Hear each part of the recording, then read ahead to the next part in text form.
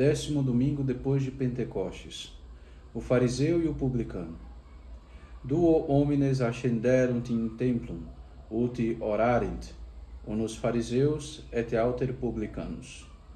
Subiram 2 homens ao templo a fazer oração, um fariseu e outro publicano. Lucas 18, versículo 10.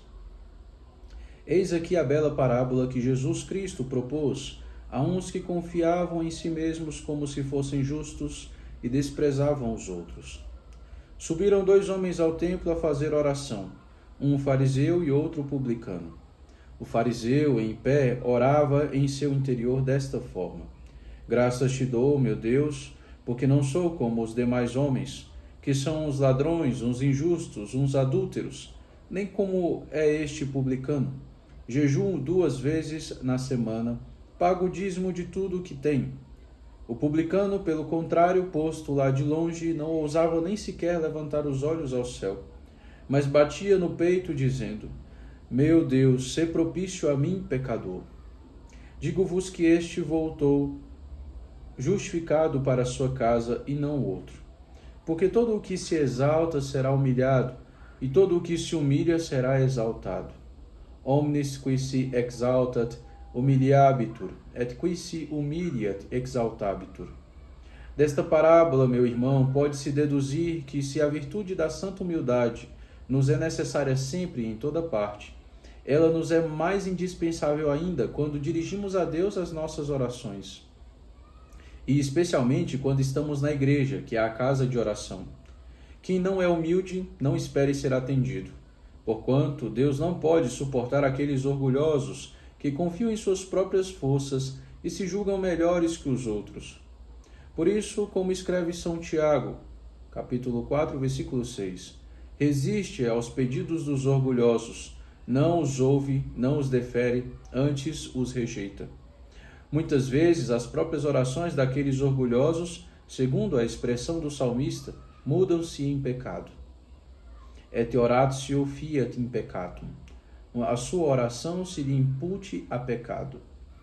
Salmo 108, versículo 7. Ao contrário, o Senhor não sabe desprezar um coração contrito e humilhado, ainda que no passado tenha sido grande pecador. Para com este é liberal de suas graças. É-lhe, por assim dizer, impossível deixar de atendê-lo, pois que, como nos assegura o eclesiástico, a oração do humilde penetrará as nuvens, e não se consolará enquanto não chegar até o Altíssimo, e não se retirará até que o Senhor ponha nele os olhos. Eclesiástico 35, versículo 21. Numa palavra, assim conclui Santo Agostinho: quando alguém se humilha, Deus lhe vai ao encontro para o abraçar.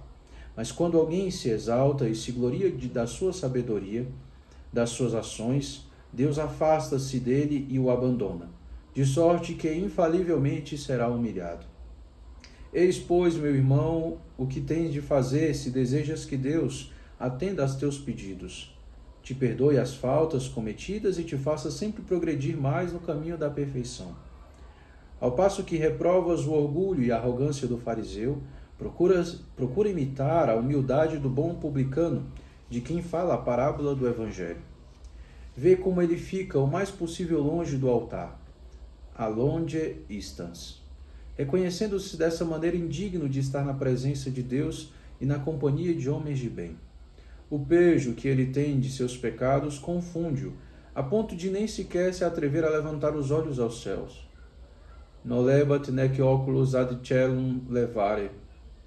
Finalmente, batendo nos peitos em sinal de arrependimento, repete incessantemente: Meu Deus, tende piedade de mim, pecador.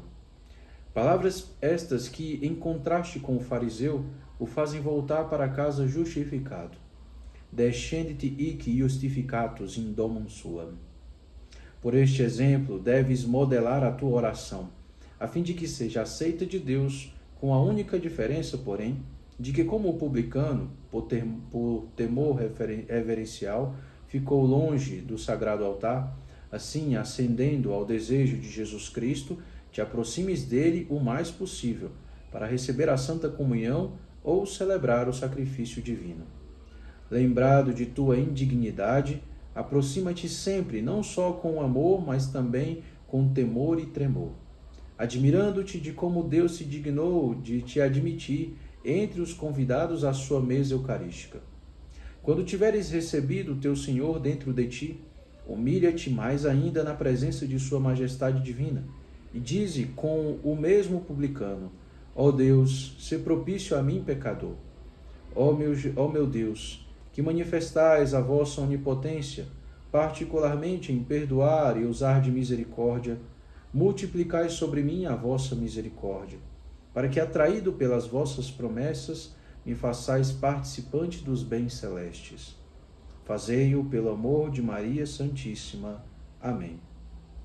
Ó Maria concebida sem pecado, rogai por nós que recorremos a vós.